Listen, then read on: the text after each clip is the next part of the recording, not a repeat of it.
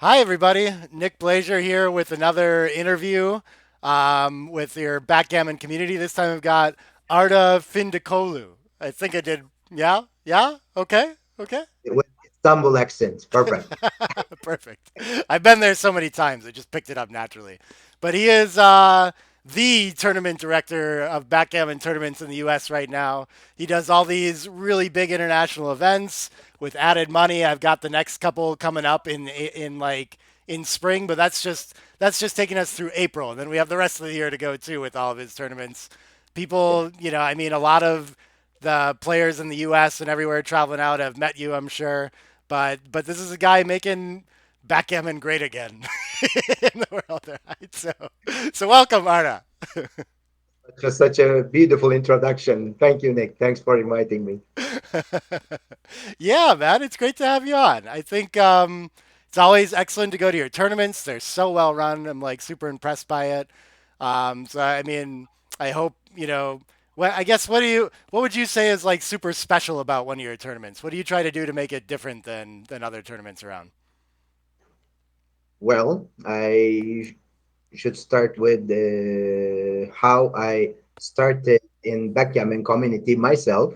I was just a player for years, and as a player who is coming from a land in which Turkish is not the mother language, I uh, try to find my way and find out how things work in places where sometimes nobody can speak English at all.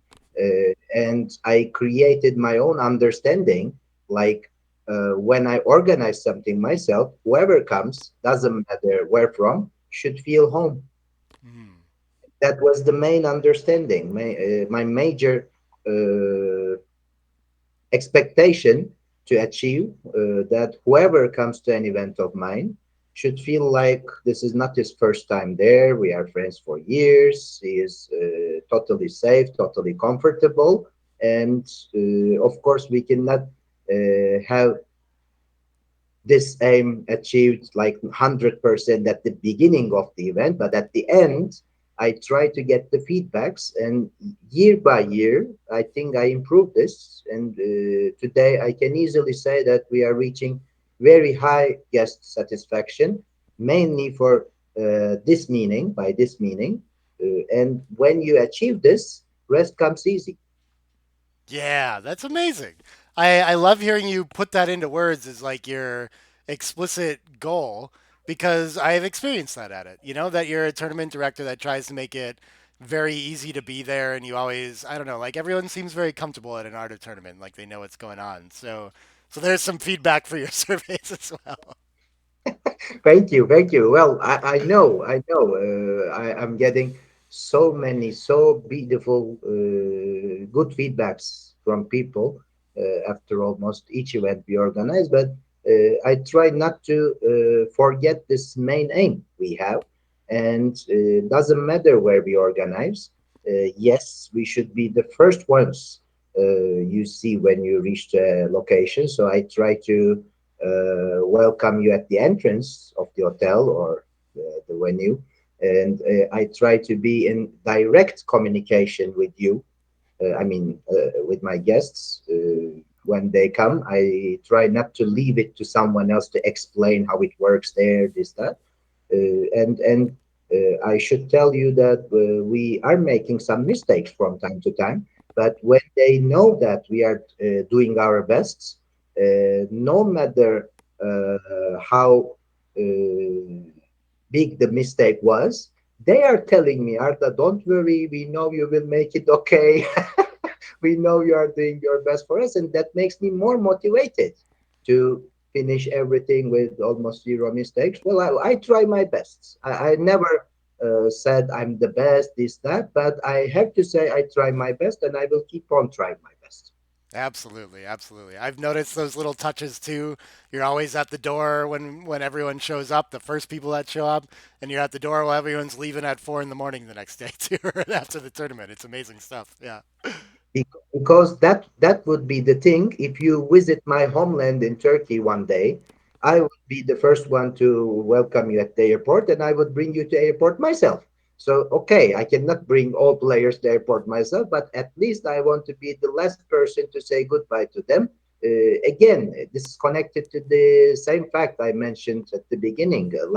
They are not my customers; they are my guests.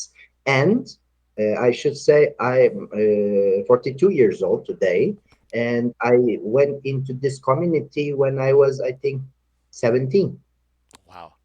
and I grew between this community. This community became my family. Of course, when I see them somewhere I organize, that means they are the guest in my home, so I should give them the Turkish hospitality. That's what I'm trying to do, actually. Oh, that's amazing, man. I love that. Happy birthday! You just turned 42 today, or are you saying? My birthday is in July, but I'm 40. Got it. Got it. I'll take that. Okay. Well, you can have a happy birthday as well. It's fine. Thank you. Thank you. Happy half year birthday. But okay, Thank so you've been in the community for a long time too. My nephew had the like a hilarious question that actually I don't know what made him think of it, but how many languages do you speak? Well, I can speak most of the European languages, Yeah. but they are all in intermediate level. My main foreign language is English. I have my education in English, and I can understand some other languages too. I wouldn't name them because I use this ability when I'm trying to communicate with people from those countries who talk in their own language between each other, and they think I don't understand. I usually do. Yeah, but I can say I can understand almost every European language. I have no opinion about Far Eastern, and because of the religion, we have so many Arabic and Persian words in Turkish, so I can understand Arabic and Persian, let's say, an intermediate level as well, and that's it. Okay, okay. So like 10 to Mhm. 15 PR on these languages, you're saying. Got Well, it. maybe 10. Maybe 10. Okay, I'll take it. I love that. I think I picked that up at some point. It's a nice secret weapon to have in the back pocket that you can like I know what they're saying. but but it goes along with your like it's what a beautiful thing to have when you're trying to like make people feel at home if they need to speak in their language. I've seen that happen a lot. That you can just like it's never like a problem to communicate with people either for you somehow, which is I don't know, it blows my mind. I believe, yes, it's an additional good point that I can do to communicate with people, especially in Russian-speaking countries. Their English is not so high, not so many people are talking in English, and when I communicate with them in their own language, okay, some words only, they love it. Yeah, yeah. They really love it. They feel like I'm their brother, and it's a good feeling for me too. We have an idiom in Turkish. We say one language is one person, two languages are two persons. So every language you know, you become a more world citizen. And I wish I could speak every world language, which is impossible, but I think I'm doing okay. That's amazing. What is I guess I you have like some sort of day job outside of backgammon, right? Or is this all you do now? No, I'm graduated from technical university in Istanbul, and I'm an earthquake engineer. Oh, okay. Uh, I have my master's degree even, but since I was a child, I was working in some organizations, some event organizations. So I think I was born for this job because I was always into organizing something, and my notion I learned in engineering school gave me some analytical approach to things around me, happenings around me. So I put that into backgammon organization business. And since I'm graduated, actually right after I was graduated, I went to military service. And then I came back to come to a point that I had to give a decision Like I will either go to a direction of my profession, I will become an engineer, I will start working somewhere, blah blah, or I will go after my passion. I took a big risk, and I even lost the support of my family because they tried to give me a really strong education. In Turkey, a person who doesn't study university has no chance today, no chance at all. Even university is not enough. You should have your master's degree, doctorate, whatever. And suddenly, after all those things my family supported me for, I told them I'm leaving everything to become an organizer who will run backgammon events, which doesn't have any example before in Turkey. I had hard times with them, I have to say. But in years, I was lucky to succeed. And since I'm back from military service, that's my only way of earning my living, organizing backgammon tournaments. Of course, at first I was doing this inside Turkish land. I started in Istanbul. Then in Turkey, we are lucky with the amount of players. There is always a field for newcomers in Turkey. The country is 85 million population today, and we say like 30, 40 million of them play not backgammon, but the variation tawla, the variation without the cube. The rest is the same, Mhm. uh, at least once a week. So our customer field, let's say, is 40 million people in Turkey, and my club is 3,500 people. So there are still millions to find inside Turkey. And I started in Istanbul with very few people, but it exploded. The cube factor, people got very interested because obviously it decreased the luck factor. And people were so interested in the cube. I was the first one to bring the idea of the Dublin cube in the street communities and coffee shops, this, that. And then it passed very quickly to Ankara, which is my home city. I was born there and I had my connections from my childhood. Then it went to another one and another one. And I created a field of like, I would say, like 40 cities in Turkey.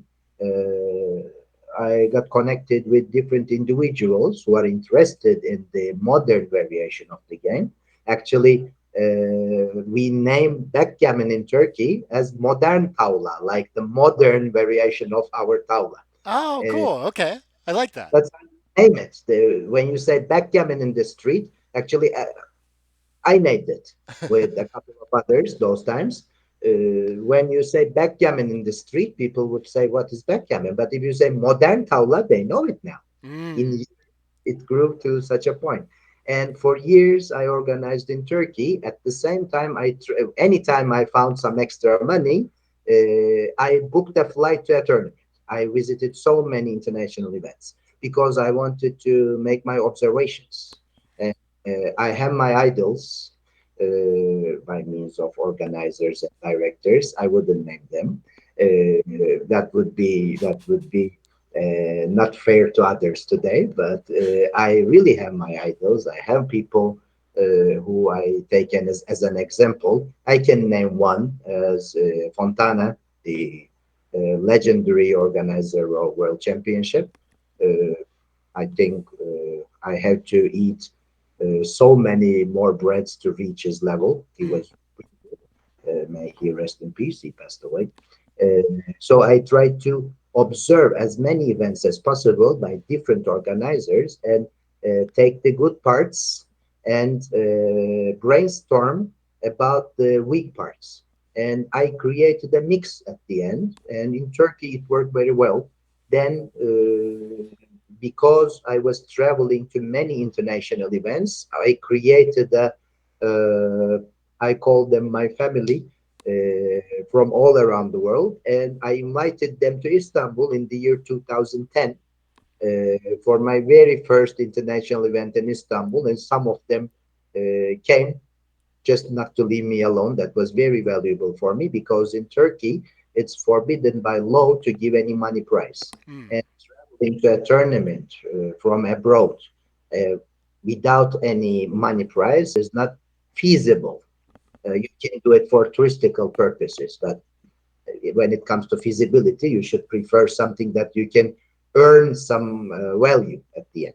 Hmm. Okay, we have prizes, of course, like boards, like free trips to the Cyprus thing, Monte Carlo, this, that, but people prefer cash, and that I can understand. So whoever comes to my Istanbul events every January are very valuable. And now it comes to my mind, one day one of my frequent German guests, he comes every year from Germany, told me he had been thinking about why he can skip some tournaments, but he cannot skip my Istanbul event.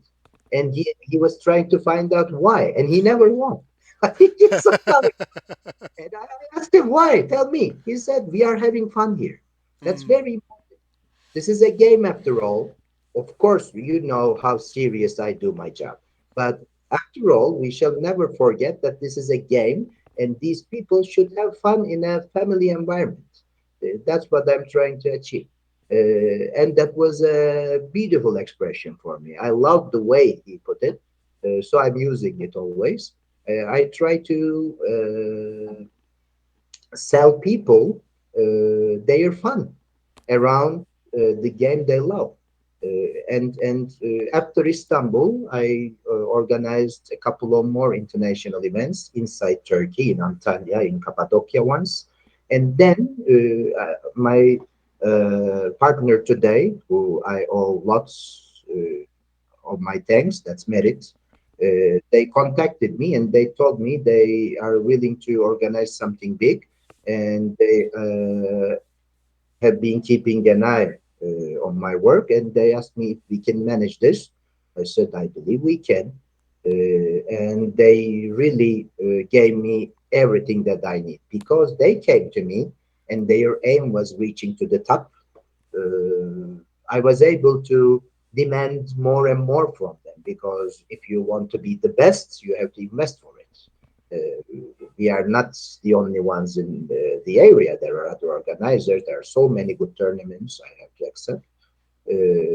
And they really invested a lot, and we reached to the top of the world in second year by means of the participation amount, by means of the guest satisfaction, by Wow. means of total prize and else. And Hmm. I think that tournament brought backgammon back because Mm. those years we are talking about late 90s, early 2000s. Okay. Backgammon losing its popularity in the eyes of professional players Hmm. rapidly. We were losing players to mainly to poker Hmm. very rapidly, and I think maybe I'm wrong. Merit just turned things back Yeah. because many players who we didn't see for years returned back with that tournament in years. Yeah. When they come back and they saw the ambience, they started traveling to other tournaments too. They remembered their passion for the game. Mm. And yeah, I think backgammon is back.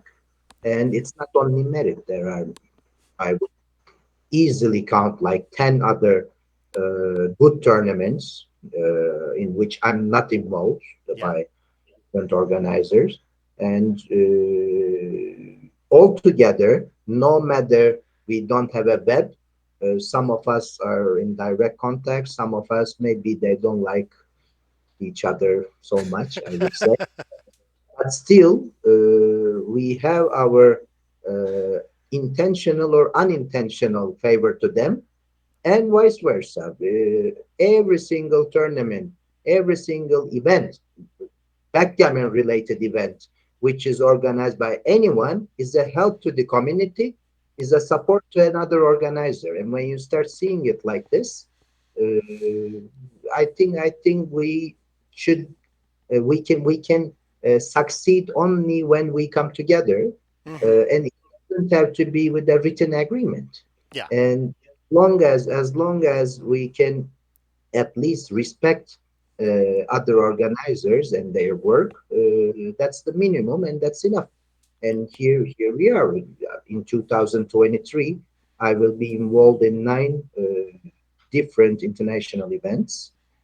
After Cyprus, I was on the international scene, and I got invitations from some important events. One of them was Monaco in the year 2016, I would say, if I'm not wrong.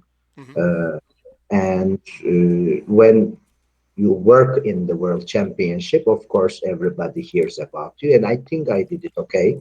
Then I started working in other international tournaments. So today, in 2023, I'm engaged with nine different international tournaments. So I will be on the road all year. This is the way I live. This is the way I feel like I'm breathing because during pandemic, I felt like, I'm dying at Yeah. home. I felt like my life will never come back, and I will spend next 20 years at home, and oof, that was very hard time for me, Yeah, I and bet. very bad. Not only for me, for all of us, of course, but really that affected me very badly psychologically as well. Yeah. Now I'm on the road. I will be working in different events all through the year in 2023. What else I can ask for? Yeah. We, I will be doing what I love to do, and I will try to make uh, my every single guest very satisfied that they travel to that specific event that I'm involved in. That's so brilliant, man. I love that. I love all the I like about like the community kind of organizing together and like anything going on in the community that's bringing attention to it, whether it's exactly what you do or you're involved in it or competing with your thing or whatever it is. Like right now, that's just good, right? Like it's just not a big enough community, and everyone trying is working together whether they like it or not, kind of right. So I love that. That's my I perspective too. Yeah, I love that too. And I should add one more thing yeah, that it's not only live backgammon. hmm, We shall definitely accept the fact that during pandemic, especially two major communities, online communities, that's the Galaxy, no question, hmm, and Hero as well, although it's smaller than Galaxy by means of the crowd it's welcoming. I think those are the two major online platforms, and during pandemic, everyone was there in yeah, those two. yeah, Uh, their effect, that especially after the pandemic, backgammon is on such a big rise. Now, I don't think online backgammon is that popular as it is during pandemic, but of course it will have its own popularity. But it helped live backgammon grow too. yeah, for sure. I think, and best of all, none of us had to play on grid gammon anymore, right? So, Yeah, I that don't know.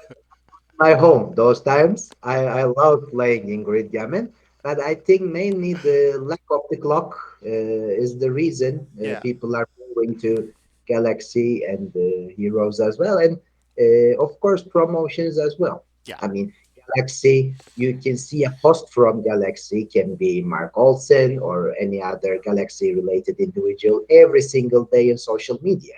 right. When was the last time you heard about grid gammon? Yeah, yeah, exactly.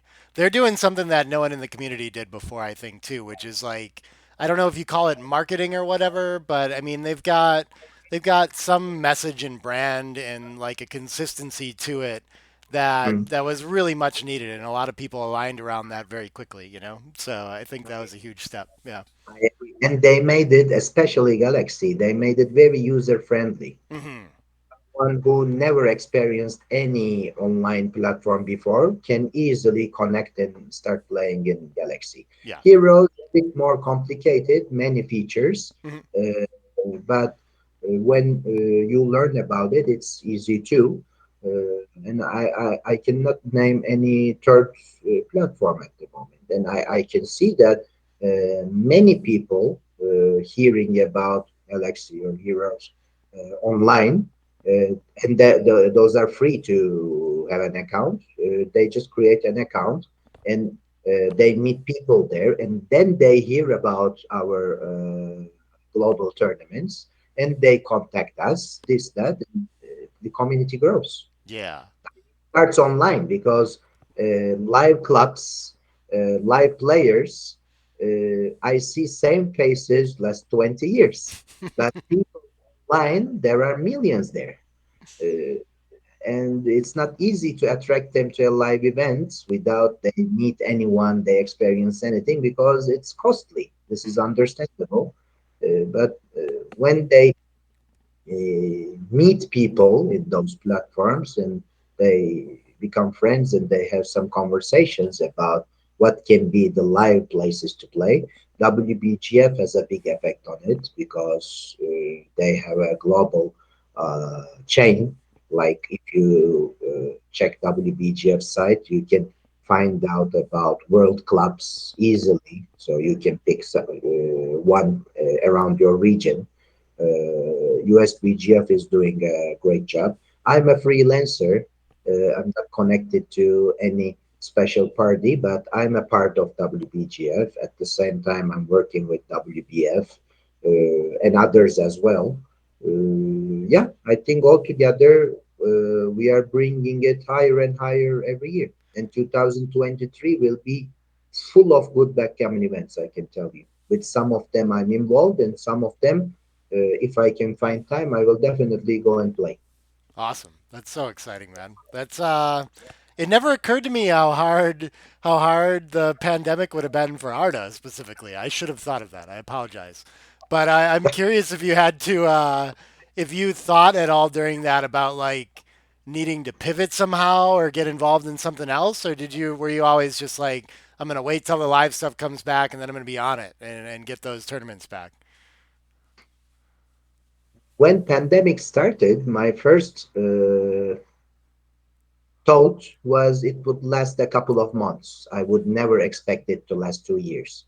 And I said during those couple of months, we can survive. I will rest a little bit. But then I found out like this will last long. So I thought we should keep the community together. That's how I started my online influence, my online backgammon tournaments. And people who I welcome in live tournaments were my guests in my onlines. I still continue my onlines. They are small now with like 20, 30 players each edition. Every 15 days, I start a new one. Hmm. But all of them are well known names, and I'm trying to offer them a comfortable experience. And we are very strict about the I would say the security of online gaming because it's very open to cheating, you know. Hmm. Yeah. Are very strict with it. Unfortunately, we had some cases like a couple of players tried some unwanted acts, but we were lucky to find it out, so they were out. I believe it's very clean today.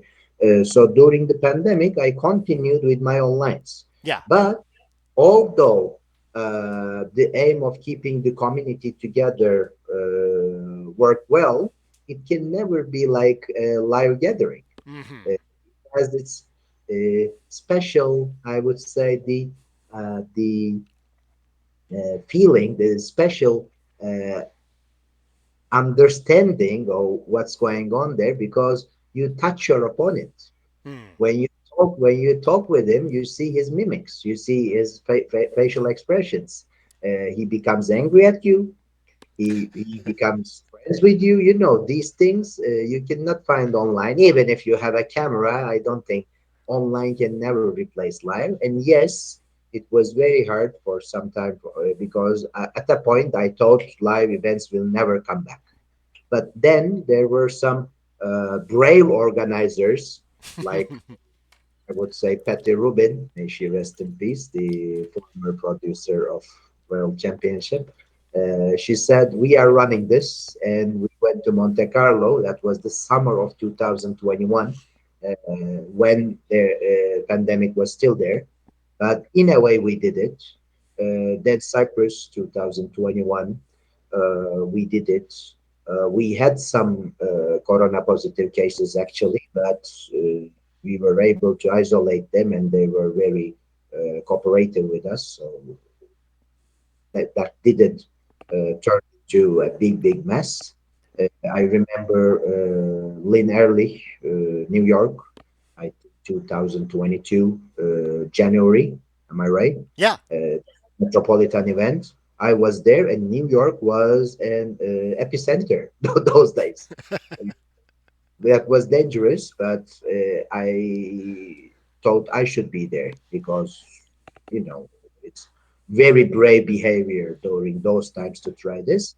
And they kept the live backgammon alive, live backgammon still work. And then, luckily, today it's almost over. Still, we try to make sure that if someone feels bad and there's high temperature, this, that, they should talk to us. And I have to say, this year in a couple of events, we had some COVID positive cases, but it's not deadly anymore. I mean, they live it like they are having some strong flu. We just isolate them, and luckily, I didn't hear anything bad about COVID, and I think it's gone. I mean, Yeah. there can be other new illnesses, new viruses, but I think this corona story is gone. Yeah. Hopefully, Yeah, that was such an interesting thing with like the backgammon community in particular. Maybe more so in the US. I don't know if I guess the international crowd seems a little bit younger, but over here it's like a more aged community, right? And so they're also the vulnerable community. And so I had that thought too, like, is a backgammon tournament ever going to happen again? Like it seemed for a little bit. Like maybe everyone would just kind of camp out and realize this is maybe a little bit like dangerous to be in a playing hall with a bunch of people or whatever. I don't know, but I'm uh, glad to see it back. You know, yeah, yeah, yeah. I also I love the online communities generating more people coming out to tournaments, and I've seen this with like Galaxy and YouTube and the things that spawned up around there.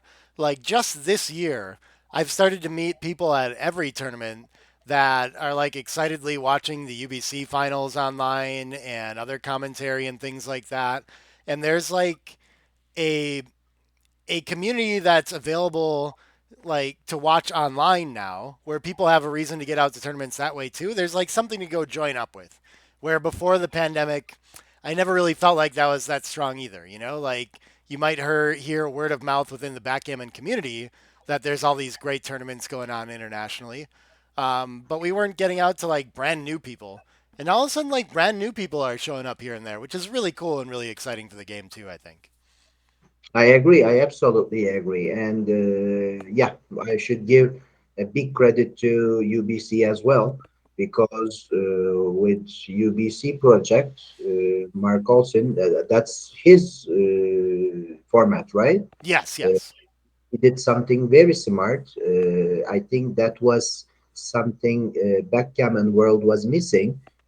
The official superstars. Mm-hmm. We have our giants list, this, that, but it's like the popularity tests. There, a very strong player who nobody knows. I can tell you, he will never be a giant. But this UBC format is a very smart thing, I have to say. We knew, but the majority people watching online, those people, they didn't know who is who. Now it's officially uh, registered. Like there are some people, okay, we have BMAB, this and that as well, but those people are the superstars of the game, and people wonder about their matches, their ways, how they learn, they even their daily lives. People are interested, so we created our celebrities, Yeah. and then that's something very valuable. I agree with it, and you have my full credit too, because when we watch a match, okay, but when we have someone who can uh, commentate about that match at our level, I'm putting my level as down as possible. We understand what those big guys are trying to do, and we comment like, "Ah, I would do this." Okay, I wouldn't do this, but now I understand what he's trying to do. That's very valuable. People started to understand the game, and then comes the next step. They get their analyzers like XG. Uh, and it's very easy to improve themselves to a certain level, according to their own capacities, of course. But that certain level, I would say, everyone can improve their gameplay up to like 6 7 PR. I think that's not a big deal if you really invest your time and effort in it. And with 6 7 PR, you can play in every tournament. You okay if you need that to be a bit lucky, but with that bit luck, you can defeat everyone with that PR. That's what backgammon brings. That's the nature of the game. And of course, if you want to be one of the celebrities, if you want to be one of the favorites of the game, if you want to pass to a stage like you played high rollers, this that. You can watch more commentaries by Nick Blazier. You can work more with your analyzers. You can read books, and we have all the tools. Yeah. Uh, as you see, we are talking about tournaments, online platforms, formats, books, commentary. This is the whole package, but this has become a sector, Mm-hmm. and I'm making my living. I'm earning my living from this sector, from what I'm doing. And I'm not the only one. There are other people who started earning their income out of this. This means money is coming in. And money was never our aim. Our aim was creating something which the community deserves, which we have the passion for. And all together, by partnering, by collaborating, by even hating each other, doesn't matter, but doing this for the community. I did my share, you did your share, and the others, here we are. We have created a sector, and I think this is happening last 10 years. Before this was not the case. Mm-hmm. That's my personal opinion. I don't want anyone to feel bad about my words, but I think this is the story of last 10 years in the backgammon community. Yeah. And in 80s, but that was a completely different story. I wish I could live those days, because in 80s masters were respected more than today, in my opinion, because people like me was not able to check the mistakes of grandmasters from their analyzers and else. We were trying to understand them. Whatever they do was correct, so that we were respecting them a lot. Today, even a kid with his mobile phone can find the mistake of the best player in the world, and he says, see, he makes a mistake. But 80s were the golden times of the game. It was much easier for players to travel around, because economical situation around the globe was not as bad as today. Today there are, I think, huge gaps between rich people and the majority of world individuals. And I could say today, age average of people who play backgammon, I mean, good level of backgammon is going down, because youngsters are more into phones and applications, but they don't have money. People who were traveling to all tournaments today, they are older than these people. They are not really into the computers and analyzers, this that, but they know that they are not as good as before. There are some youngsters around and they don't want to lose money, so they don't travel anymore. So Mm. we have the youngsters who cannot travel. We have those who have their enough money to travel, but they know they are not as good as them.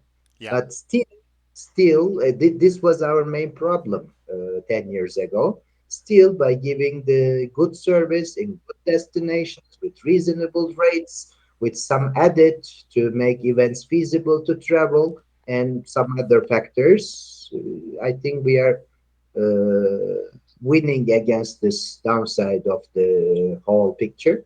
And now we have our youngsters and our elders coming together in tournaments. And backgammon is such a great game. It gives a chance to all of us. Even the worst player has hope, and he wins or she wins. There comes a moment that he can cash somewhere, and that's enough because he knows that he was hopeless. But even he can win, and you cannot find this in many of the board games. Right. Uh, that's maybe something bad for the world class players, but they are favorites, of course. And okay, maybe they cannot win in this category, but they can win in the other one. So maybe they don't win in this tournament, but if they travel to, let's say, 10 tournaments during a year, it's obvious that they will cash in a couple of them, and that will cover at least the cost of that 10, and that will be their unlucky year. If they are be in a big plus, I think that's a perfect tool. Backgammon is a great game, giving all of us the opportunity to continue what we are doing. Yeah, yeah, I love that. I love the like poker's the only other game I can think of where you can go out and compete with the top players in the game and have a Mm. legitimate shot at winning anyway, you know? And that is something I feel like is to be emphasized. And I guess the people, not everyone's like as conscious of that, that like they you know, you have to root for those players to win sometimes, right? You can't just be like playing better and I don't know. You have some people that have that opportunity or attitude about wanting to see perfect play and be very competitive about it, but this is also like what makes our game possible. The the added Agree. money I think really helps with that too. That was how I mean your tournament in Cyprus was the first one I really heard of. There were a couple like smaller ones, but probably in the late 20 like 2000 teens, people in the US were talking about there's like going to be the most added money we've seen in a while at Cyprus and like the equity is so good that like the Yep. top players were like, well, we just have to go out there, right? And so that was enough to sell a lot of people on it. I've always had I'm not sure that selling people on like the equity of playing backgammon is the way to grow the game necessarily. Though you're sharing like a big community of people want to know that they can do all right at least, right? Like it's kind of like a range of costs. But I'm curious in your head, like what the key or the next step is to growing live tournaments. Is it like a scene like poker where people can go make a full time career out of traveling to your tournaments and playing them? Or is it this fun destination thing where they really feel taken care of by you? Is there some other way it needs to go? Like how does it get bigger? I have some opinions about this actually. Yeah. First, before I come to that point, I should give you one name. That's Douglas Mayfield. I'm sure all your followers know him. He was the very first American player who visited my very first event in Cyprus all by himself. Wow. And he came from nowhere. We were not expecting him. He found it out somewhere. I knew him as a person, but I had never welcomed him in an event of mine. So I was positively surprised, and I tried to accommodate him the best way possible. And I can never thank him enough for the promotion he did about Cyprus after he experienced the event and returned back home. Today, U.S. community is one of the major ones in Cyprus every year. You guys come like 40, 50 players each year, and I owe this to them. Mm. That I have to mention. And coming to your question, I think as we have been talking now, backgammon passed to the dangerous times, like we were losing the community. Now it's on the rise, and we have some good events with decent added, good organizers, good locations. Yes, those events having the fun factor have more participation, which is for the favor of stronger players because the when the participation amount increases, the level of the tournament decreases, and this is for the favor of better players, with no question. Sure. But by continuing it the way it is, I think we can only make our existing events bigger and bigger if we can. If we are talking about a global major rise on the game, money should be involved more in the game. That's the sponsorship. Actually, it's not poker by itself which attracts so many people. It's the prizes. Hmm. Uh, what I heard, maybe I'm wrong. I'm not so into poker, but what I heard is the world champion of poker cashed like $2 million a couple of years ago. That year, the world champion of backgammon cashed like 60,000 euros. That's the difference. Right, So right. Yeah. you have, okay, 60,000 euros is such a good amount, but for the world champion, I think it's nothing. It's peanuts. Yeah. If now let's imagine if the price was not 60,000 euros but 600,000 euros, I'm telling you the tournament would be 1,000 players. Hmm. Everybody would be there. So I think the key is having more money involved in it. And there are two ways for this. First way is the sponsorship. We find some more sponsors like Merit, like others. I'm sure there are some others that I don't remember now, but more and more. So more money comes into the game. It becomes more and more feasible for people who are thinking about traveling. Yeah, uh, but I don't think this is so easy because if it was easy, somebody would do it till today. So I don't think uh, companies or other associations with millions of euros will come or dollars come into the scene. Hmm. That means we are limited with what we are having. But if we come all together, if we start acting together, like the WBGF is a very promising association for this. I'm proud to be a part of it, and it keeps on growing. If we start uh, doing this all together, like there is only one big event on annual basis, and there are steps of it. I have some, another organizer has some others, another organizer some others, and all together, if we bring what we have in our pockets into the same pot, now we have the big price. And I think people start traveling more and more and more. Of course, it will take years. I'm not talking about 1, 2 years. Maybe it will take 5 years, 10 years. But uh, let's call it a circuit. If we create the circuit, and I don't need to own that circuit. I can own two events in the circuit, and you own one, and he owns two, whatever. Now we have that big amount of money involved for the circuit, not for the individual tournaments itself. Maybe it's not that big, but it's still something, and we create this without any sponsorship. And now we have more players.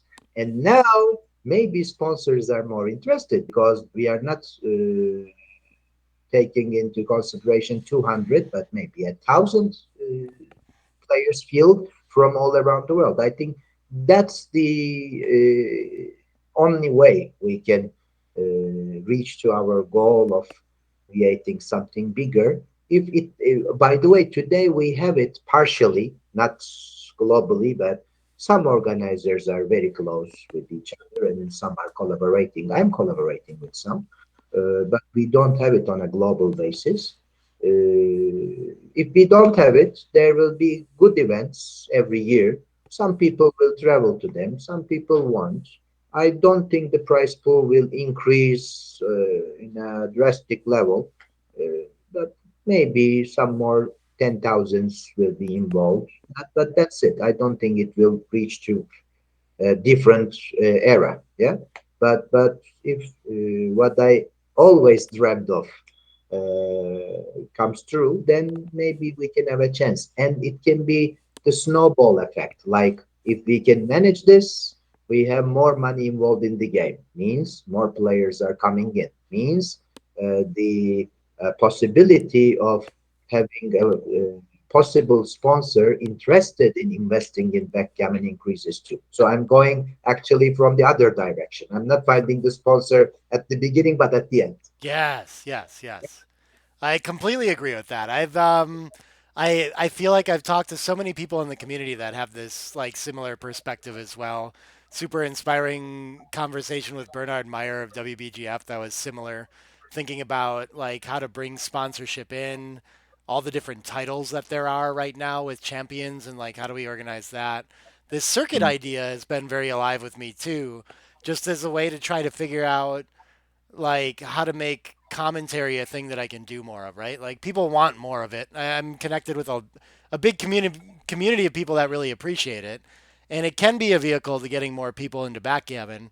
But right now, like I end up working with tournament directors like yourself to be like, do you want to pay for this all to happen at one tournament? And it's not that great of a selling point for like an individual tournament director. And so I've been thinking about, well, if there was one place that everyone was going, like the content could be generating its own facilitation for this happening. And so like I feel like that same circuit idea, like content from a bunch of tournaments that way, could be a way to make that on it happen on its own without having to ask like tournament directors to make it happen, you know? So I keep hearing this come in from different angles. The mhm, the sponsorship thing is interesting too, where I've thought the same thing. Like I hear people talk about, well, maybe we could go out and get Coke, like Chested, right, or something like this.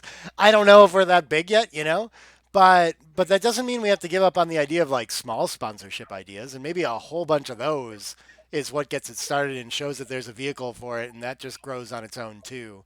But where do the sponsorships go? And there's some like circuit or streaming kind of answer to that too, right? So it's all I don't know. It's cool. I completely agree with you about coming together to solve this as a group. And mhm, and I've seen some organizations like I don't know how much the WBGF is trying to do that. I know the USBGF wants to do that with the US tournaments in some way, but there's a little mm. bit of like pushback from tournament directors too about like, well, I also don't want to be told what the right way to run my tournament is, and I still want to have like a successful tournament on my own. And it's not like that vision isn't perfectly aligned. So the same way you're talking about where like there needs to be a circuit, I don't need to own it. I just like have to figure out how to be a part of that. You know, I've seen this struggle with well, who runs the circuit and what are like how much control do they need to have. I don't know. Everyone's having a hard time and but that feels like the vision to me too, right? Like I mean, we're gonna get there somehow, and like the biggest tournaments are gonna be in like that's people are gonna be to go into the really good ones, and it's gonna feel like a circuit, whether or not we call it that. And all these things, right? So yeah. I agree. I agree. And I think the main problem with what we are talking is there is a tournament attracting, let's say, 300 players, and there is another tournament which is expected to attract 100 players. So why should the organizer of 300 event uh, put himself equal with the organizer of 100 players event? So he is actually supporting the other one. I think that's the wrong mindset Mm-hmm. because that guy, the other one, has a tournament with 100 players, but 50 of them are not your expected customers. They will not come to yours. And by putting yourself inside this, yes, you are bigger than him, fine. You are the brother, so you should support your younger one or smaller one. It's not like it's one side benefit. If you get two players from there, five players from there, uh, still you have the benefit and you are supporting a smaller organization and he will grow bigger next time and maybe he will grow even bigger than you. And today, what you do will come back to you with tens of players. I think we shall never forget that I would say most of the organizers, not all maybe, but most of the organizers are doing this, of course, because they have a passion for the game, but for financial reasons too. I mean, nobody would run backgammon tournaments by putting money from his own pocket every year. Maybe one time, maybe two times maximum. Third time, he would say, "Thank you very much." Yeah, I think we should be honest about it. If I'm losing some finances at the destination, I wouldn't continue it for after some time. So everything is financially related. This is not talked very openly by many people, but this is the reality, if you ask. Hmm. And just it's not uh, talking about myself. My aim is not earning money. My aim is doing the best that I can do. And I know it brings money at the end, but it has to bring it. Otherwise, I cannot continue this. And this is not only me, this is everyone. So, the uh, benefits of being a part of this global collaboration can only be increasing your finances. After all, you are being a part of something, and the benefit should be having more finances at the end in your own organization. Yes, there should be an umbrella deciding how the criterias are for being a part of it, but I think the organizers should be left alone in their understanding and ways of running their own events. It can be said like events younger than 5 years old cannot be a part of this. So those 5 years prove that the organizer is okay, he is doing this for 5 years, 10 years, whatever. It can be said like events having less than this amount of categories, this amount of price, whatever, cannot be a part of it, part of the main circuit. But the criteria can be written by superior authority. I don't know. Sure. Can be BGF, US BGF, and I'm very happy that US BGF and WBGF have come together lately. Last couple of years, we were even unifying our rules. I worked inside this. Rich Munitz, or USPGF, was uh, working together with Raj Yansari in UK, and I was supporting them too. They did the main work, but I was trying to support them with my ideas. And we reached to a common ground that our rules were unified. Uh, and these two big parties can be the main deciders, maybe, I don't know. But in a way, the collaboration, I call it a circuit, you call it something else, doesn't matter, a collaboration between respected world events, world organizers should be created in a way, and all organizers should be free to continue what they are doing and earning their own incomes, because if you take this from them and their authority to decide, then it's not interesting. At least for me, it wouldn't be interesting. Yeah. So if I'm offering this, it should be interesting for me before everyone else. And I would prefer keeping my authority on my own thing, and at the same time, I should be making more income, more finances with what I'm doing by joining this group circuit. And this should be the same for all other organizers. Means organizer wise, we are happy to be a part of it.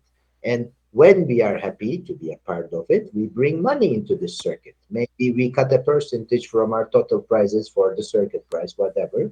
And that brings additional players to smaller events. So in a way, bigger event organizers are supporting smaller events, but when they grow, the circuit grows, the money involved grows, and that brings players.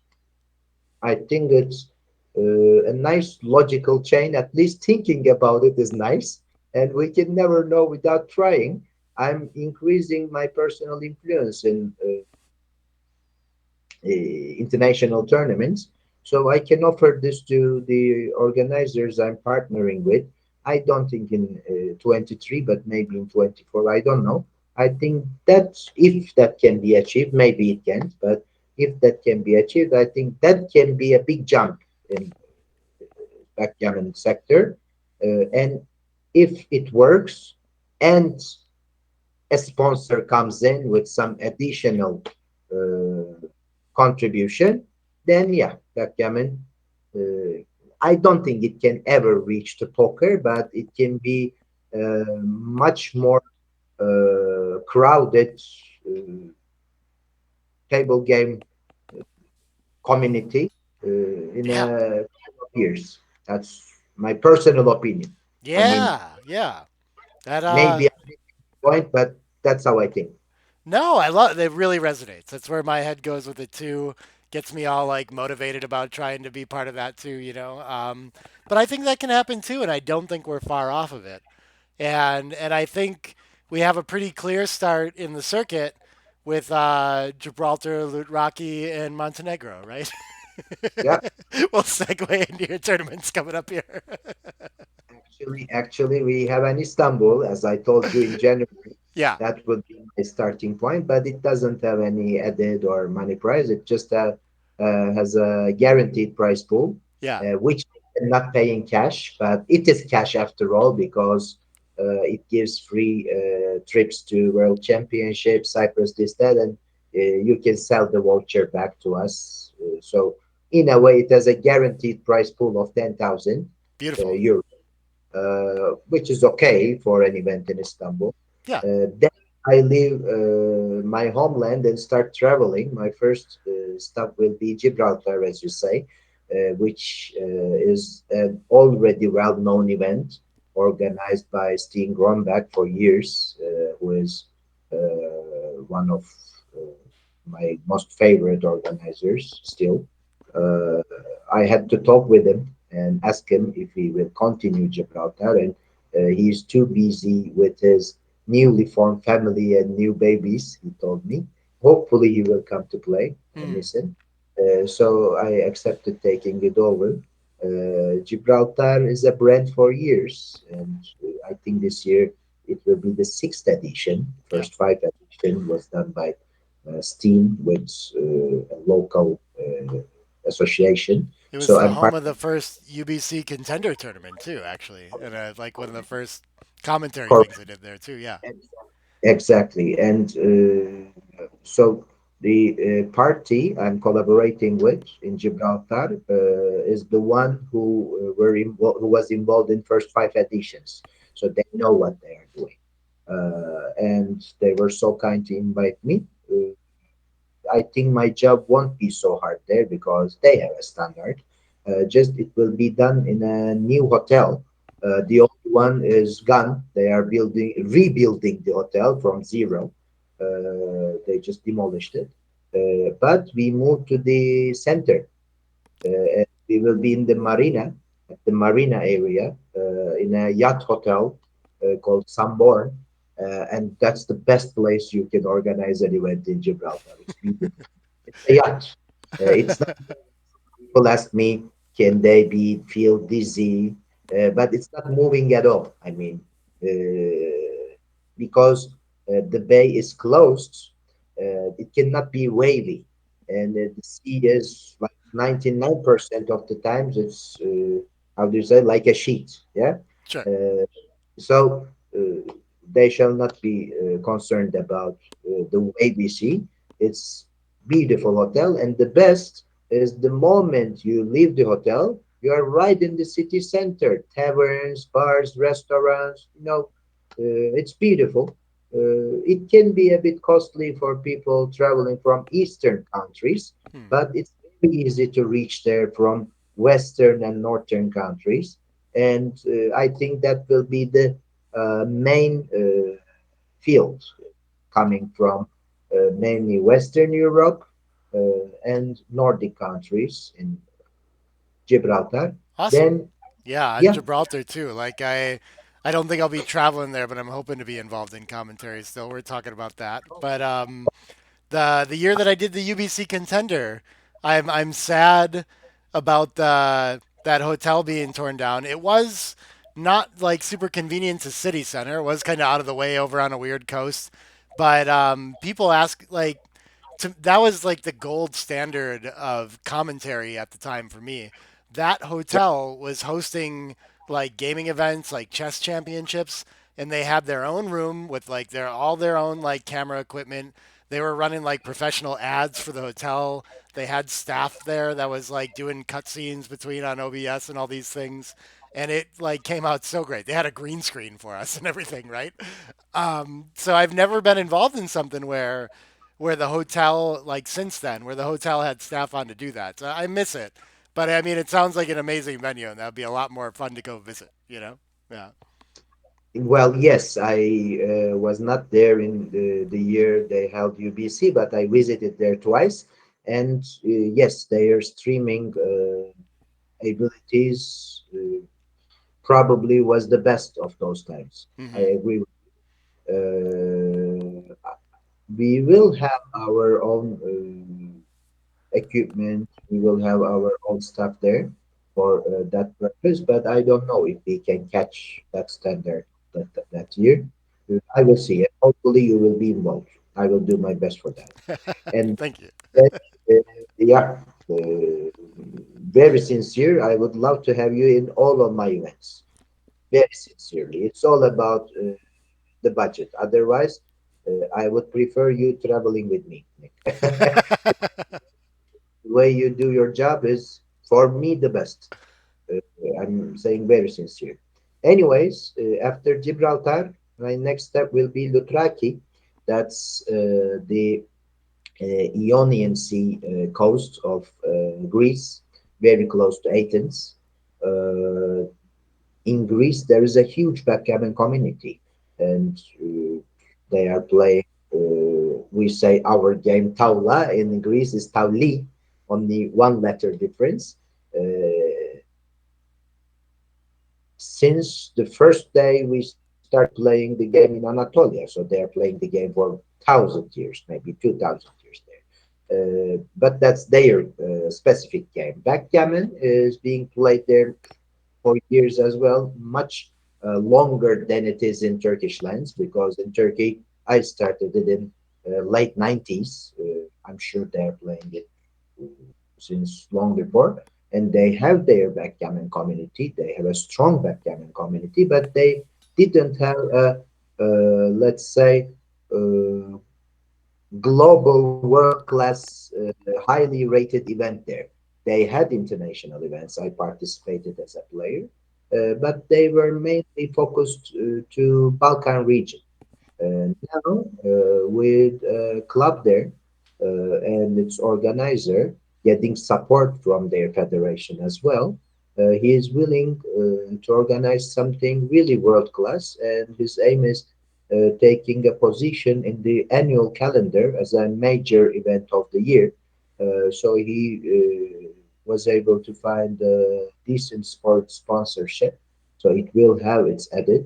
It will be in the best hotel of the region in Dothraki. The costs are not as high as Gibraltar. Greece is relatively cheaper place to visit. It's very promising to me. Dothraki, I think, can grow very quickly, and their local community is supporting this. That's very valuable to me because there are different clubs there, and there I cannot see any jealousy between those clubs, like they don't support this one because I think they already solved what we have been talking about. If they come together, they will have this there, and they have to support it with their participation. If even if they don't participate, they are promoting it. So in whole Greece, this event is being taught now. Of course, the majority will come from Balkan region, but we expect players from everywhere, even from Eastern countries, because it's very easy to reach and it's not that expensive. Then we will go to Budva. Is in Montenegro. It's the southwestern coast, and it is heaven on earth. Let's explain. It's so virgin by means of nature. Uh, it's beautiful. I mean, if I had time, I would spend my holidays in Montenegrin coast. It's Adriatic Sea. It will be late March, so we expect weather not so cold there. It will okay. It will not be like summertime. I don't think people can swim, but hopefully we will not need a jacket when we are walking around. That's the standard weather of those times. But it will be done in the best hotel, the best hotel of the city. That's splendid. welcoming only the celebrities when they visit there.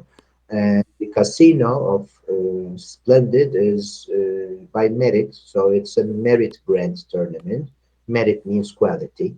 Uh, yeah, this tournament was organized two times before in Montenegro and two times in Dubrovnik. It started in Dubrovnik, 2 years in Dubrovnik, then we moved to Budva and 2 more years. So this will be the fifth edition. And in fourth edition, this event welcomed the National Teams Championship of WBGF 2019, and still holds the record participation. If I'm not wrong, it was 26 countries, 26 national flags represented. The US was there too.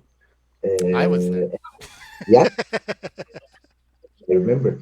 And so during pandemic, we had to give it a break, and now we are coming back with a very decent added price of 20,000 euros.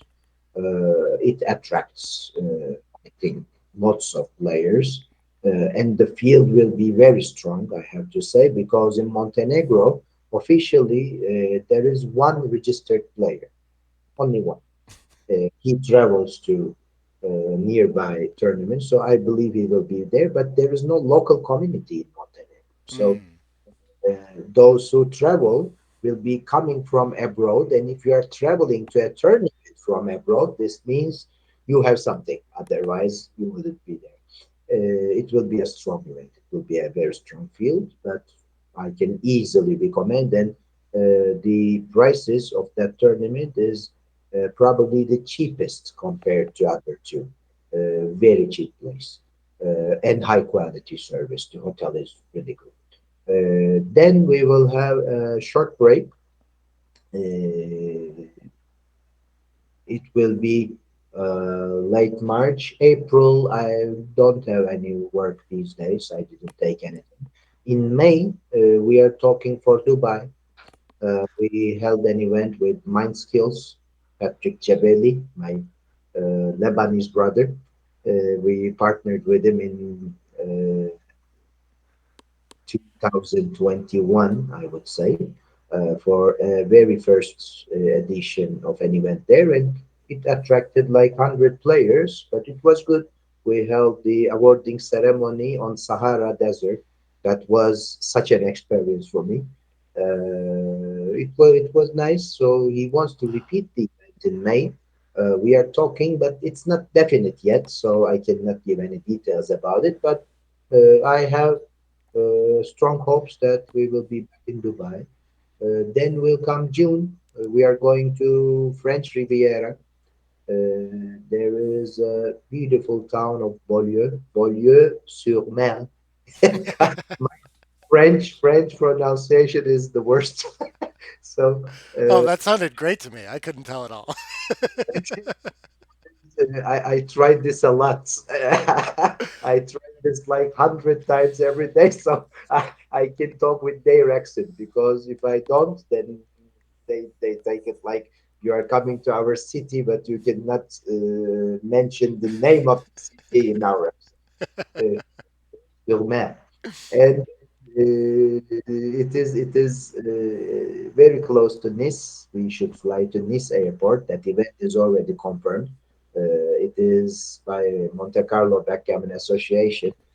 That will be the second edition. It is a family event. We expect like 100 to 150 players there, mainly French British community, but it is a perfect holiday destination. Last year, I every day it is one of my regular duties that I should go to beach and catch players there because they don't come to play their matches. They're so busy having their sunbath and swimming in the sea. And perfect holiday destination. It's not very cheap, but for Western countries, I think it's very affordable. And then will come Swedish Open, Stockholm. That will be at the end of June, at the beginning of July. Last year was my first year collaboration with them. That event is 40 years old, so it's almost at my age. It's a very, very stable one. Is it still Uh, on a boat? no, Or they moved it to a hotel outside of Stockholm last year. Uh, the funny thing was, it was so hot in Sweden, and the problem was the hotel didn't have any cooling. Uh, we talked with them, and they told us they cannot invest in cooling because Sweden is cold like 11, 12, 11 and a half months a year.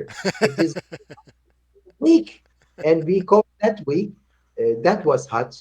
This situation, and we said next year we will offer them their hand fans, so they can avoid the hot weather then, if it's really hot again. I never experienced some time period like it's daytime, like 20 hours a day. It's like daytime. And I said, it's beautiful. People can play backgammon 20 hours because you don't understand you are sleepy. It's 1 a.m. at night and it's still not dark. Yeah. Very interesting to me. I knew about it, but I never saw it live. It was interesting. And it is a very stable event. I mean, it has its standard for 40 years. This year it will be 41. So it's very easy to run it.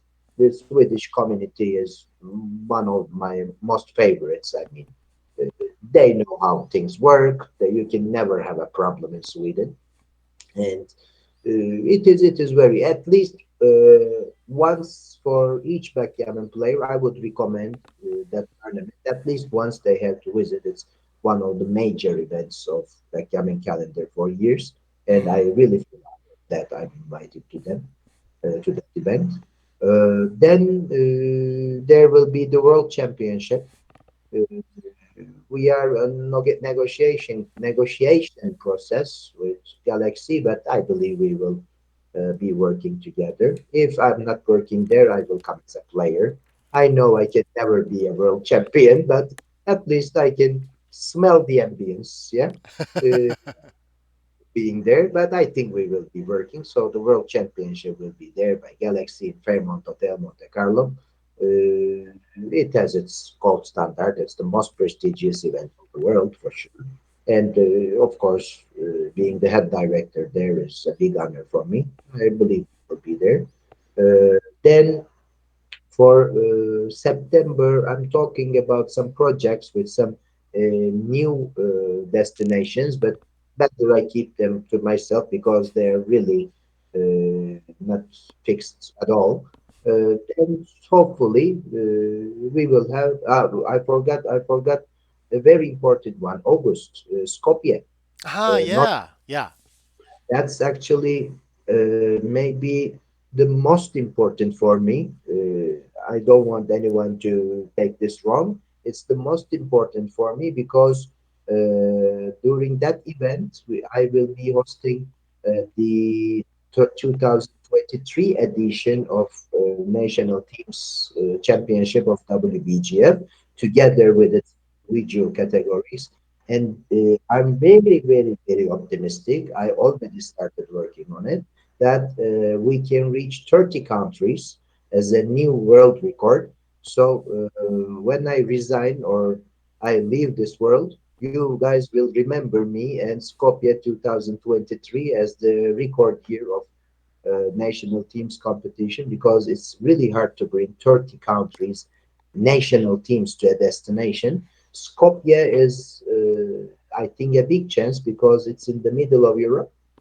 Around North Macedonia, there are so many smaller countries, and those are backgammon countries. I'm traveling to all of them to talk with their national organizers, federations, and to attract them. The problem is income level of those countries are not so high. So traveling to an international event with high entry fees is not so feasible for them, and they know that they don't have high hopes Mm. between stronger countries. So this is just to represent their national flag. They have the feeling, but it's like throwing money away for them. Hmm. So we are talking about it. I'm trying to offer them some compensations this time. And so far, I reached like 28, 29 countries. I'm very close. And I'm talking with some Eastern countries too, Middle Eastern countries too. I heard a yes from 29 countries so far, but of course, until I see their flights, it's not correct to mention them. But I really believe we can reach 30, and I don't think it can be achieved in a tournament somewhere outside of Central Europe because this tournament will come to the States, for example. Hmm. I will personally come, but I'm not sure if we can bring Bosnia to there. But they can come to Skopje. They Slovenia, Serbia, Romania would come. But you understand what I mean. This Yeah. tournament will Japan. Of course, the major uh, national teams will go there.